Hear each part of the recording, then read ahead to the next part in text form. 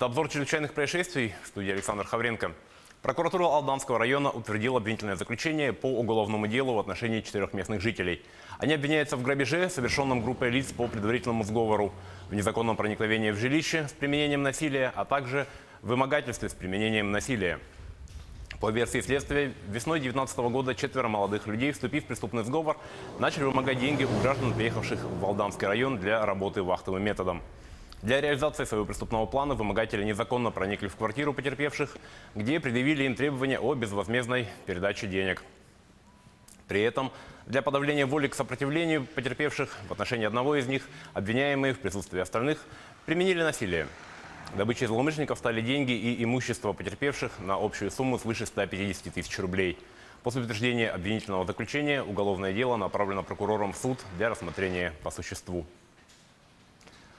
Участковыми уполномоченными полициями по Сунтарскому району выявлен факт незаконной реализации алкогольной продукции физическим лицом. Ранее судимая за преступление в сфере незаконной реализации алкоголя жительница района не сделала для себя должных выводов и вновь совершила преступление. 49-летняя женщина у себя дома, расположенном в селе Эльгай, осуществила продажу 2 бутылок вина и бутылки водки несовершеннолетнему. Алкоголь изъят на месте. По факту правонарушения составлен административный протокол.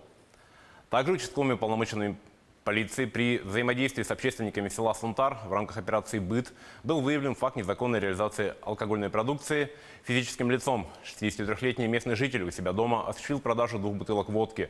Мужчина и ранее был судим за подобное деяние. Несмотря на это, вновь нарушил закон. По данному факту проводится проверка.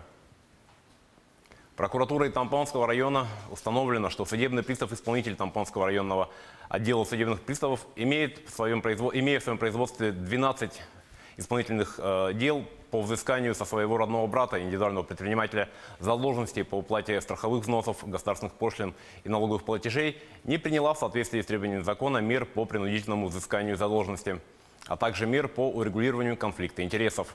При этом вынесла заведомо незаконное постановление об окончании исполнительных производств в связи с невозможностью взыскания задолженности при имеющихся сведениях о наличии у него имущества, чем причинила бюджету Российской Федерации ущерб в сумме свыше 162 тысяч рублей. По результатам проверки возбуждено уголовное дело по статье «Злоупотребление должностными обязанностями».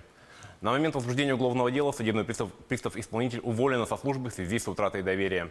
Расследование уголовного дела находится на контроле прокуратуры Тампонского района. Прокуратура Якутска утвердила обвинительное заключение по уголовному делу в отношении 55-летней местной жительницы, являющейся председателем общественной наблюдательной комиссии по общественному контролю за обеспечением прав человека в местах принудительного содержания и содействию лицам, находящимся в местах принудительного содержания. Она обвиняется в совершении 4 эпизодов преступления мошенничества, совершенное с причинением значительного ущерба гражданину. По версии следствия, обвиняемая, заведомо не обладая полномочиями по снятию запрета на въезд на территорию Российской Федерации иностранным гражданам, не имея реальной возможности и не намереваясь исполнить взятые на себя обязательства, с целью хищения денежных средств, сообщила ранее незнакомому иностранному гражданину о возможности оказания за плату помощи по снятию запрета на въезд на территорию Российской Федерации иностранным гражданам. Будучи введенным в заблуждение в сентябре 2018 года, потерпевший передал ей денежные средства в размере 40 тысяч рублей.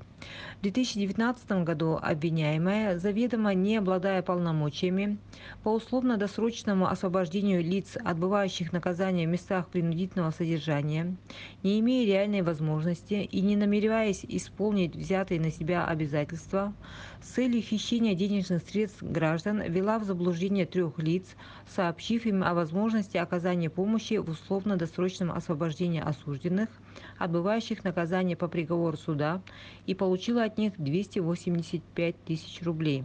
Похищенными денежными средствами она распорядилась по своему усмотрению. После утверждения обвинительного заключения уголовное дело направлено прокурором в суд для рассмотрения по существу. В дежурную часть отдела полиции по Нюрбинскому району поступило сообщение о краже дизельного топлива из гаража горно-обогатительного комбината. Сумма ущерба составила около 6 тысяч рублей. Полицейскими установлен подозреваемый. Им оказался 33-летний мужчина, проживающий в Сунтарском районе. Подозреваемый в течение нескольких недель работал водителем большегрузной автомашины в одном из сел Вербинского района. После истечения срока трудового договора мужчина решил похитить топливо. Злоумышленник, находясь в гараже предприятия, слил в канистры 100 литров дизельного топлива с грузового самосвала и, загрузив их в свой автомобиль, покинул место происшествия. Полицейские задержали подозреваемого на автодороге по пути в соседний район. Похищенное изъято. Возбуждено уголовное дело по статье «Кража». На этом наш выпуск подошел к концу. О чрезвычайных происшествиях в мире, стране и республике мы расскажем в следующих выпусках новостей.